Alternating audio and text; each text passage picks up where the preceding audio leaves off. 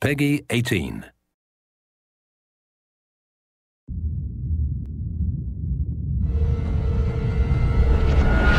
Hey everybody, Zachary Levi here in the heart of London's famous West End.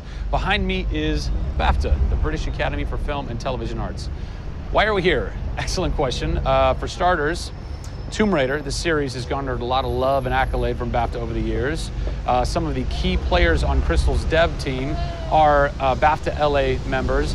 And to top it all off, legendary video game composer Jason Graves is a BAFTA winner. We're going to catch up with him in just a bit, but first, a little trip to Raleigh, North Carolina, where we go behind the scenes at Jason's recording studio. These are the final hours of Tomb Raider.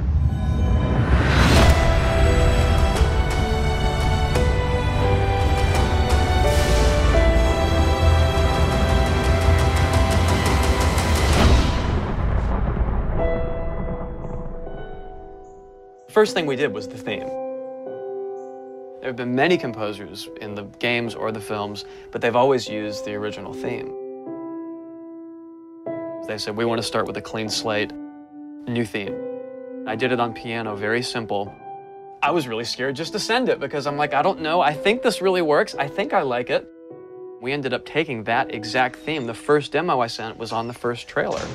That exact same arrangement.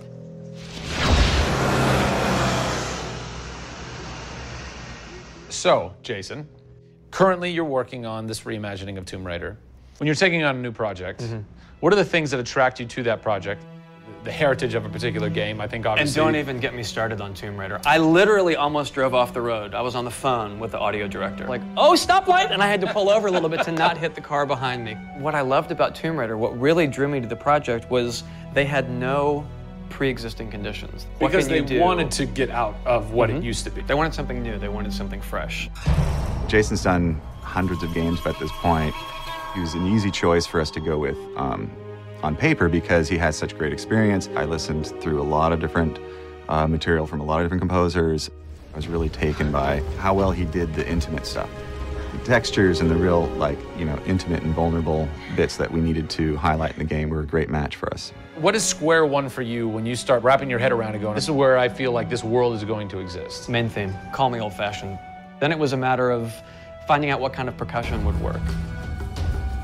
And always going back to the melody and the theme, because that's kind of the heart of the game. The most signature thing that we need to get right is Lara's theme. One of our big goals was that it can be used in any emotional context. What does it sound like? High action.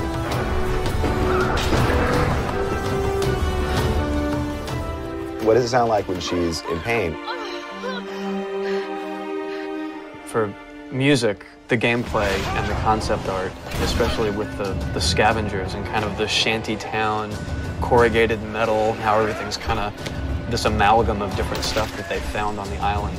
Like, that's what I want the music to sound like. The bad guys are playing the music now. Alex said something like, it'd be really cool to have something, chains on a metal board or like you're banging a metal fence. 2 weeks later, Jason calls me up and he's like, so, this guy who's like this sculptor who lives right around the corner from me, I was talking to him about the idea of creating an instrument.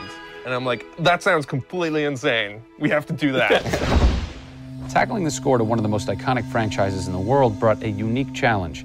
How best to capture the emotional timbre of the characters and island in music? People, I give you the instrument.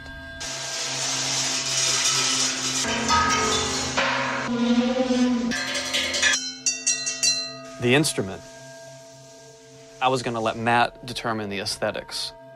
I was really only concerned about the sounds that the sculpture was gonna make.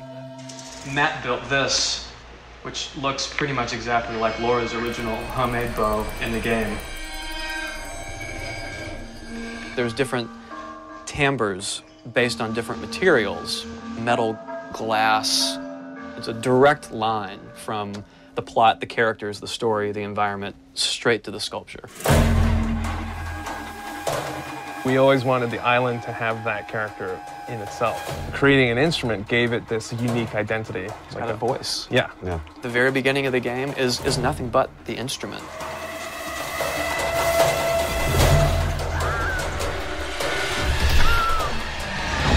Who do you look at in video games or in film that you go, what they've done has shaped who I am and what I do for a living? They're all dead, unfortunately. What? Yeah, I know. It's classical composers. All classical? Yeah, I'm kind of going directly back to the source. Yeah. Prokofiev's, Tchaikovsky. Even for some of the scary stuff, you've got Penderecki, who's a Polish composer. Actually, he's still alive. It kind of goes back to ballets or opera, which is kind of the precursor to film and video games. You know, they were telling a story. Yeah. And that's what I love about that music. It tells a story. Even if you don't know the plot, you can listen to it. And film music's the same way. It's tough with games to do things that are subtle. You want to make Lara relatable, make her realistic. Got another one. She went down over there. Tell her story from the beginning and show how she became the superhero she becomes. One of the first things that I ask any developer is the emotion. Because to me, that's the biggest thing that music can do in a tenth of a second. The music just, it nails the emotion. Wow, that was amazing, huh? I personally don't think I've ever sounded so good in an interview before, although Jason, Jack, and Alex are audio savants, so that would make perfect sense. I cannot wait to jump into this game, not just for the amazing action, but the emotion and mood and tone that they're going to set with their incredible skill. Tune in next time for a special secret announcement that is going to change the way you play Tomb Raider forever. See you soon.